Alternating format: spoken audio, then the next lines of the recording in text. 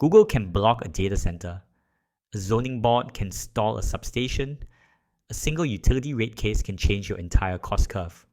But a chip in a phone or a box on a disk just keeps running quietly, locally.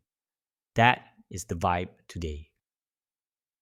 Hey friend, it's Friday, January 2026. I'm Ting Yan. The theme today is hard to miss. The physical pivot from latent space to local reality. Models that talk are fine. The money is moving to agents that live somewhere and do things. Lead story. Nvidia just took a $5 billion stake in Intel. This is compute sovereignty with a cap table. Nvidia has the designs. Intel has domestic manufacturing capacity. If you ship anything tied to inference, your biggest dependency is not the model. It is the supply chain and the grid. My take is simple. This is a defensive move that turns foundry access into a strategic weapon.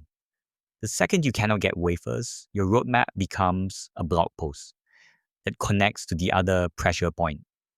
Politics. Bernie Sanders and Ron DeSantis, yes, that pairing, are pushing back on rapid data center expansion because of electricity prices, using the show framework. The signal is that energy has become a policy battleground, not an ops line item. The noise is the public moralizing about too much AI. The second order effect is that localized compute stops being a nice to have. It becomes the default architecture for anything that must scale in the United States. If you are budgeting for 2026, plan for higher energy taxes and stricter zoning. Your model choice will be shaped by your zip code. Today's quote of the day is, AI's impact could rival or exceed the Industrial Revolution, fundamentally changing cognitive labor. That is Jeffrey Hinton on X, which is reassuring. If your job title contains the word knowledge, your new coworker has no sleep schedule. Okay, 3 more items that fit the same thread. First, TSMC is in volume production for 2 nanometer chips. They are promising about 15% more speed at the same power. That sentence sounds polite. The practical effect is rude. On-device models get meaningfully better, fast.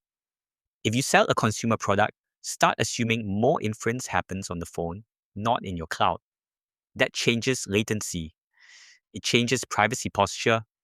It changes your gross margin. Second, something I want you to sit with. A 158-kilometer road was constructed using AI-powered machinery with 0 human labor. This is the physical pivot made literal. Heavy equipment is becoming a software-defined fleet. If you are in construction tech, the wedge is no longer dashboards for humans.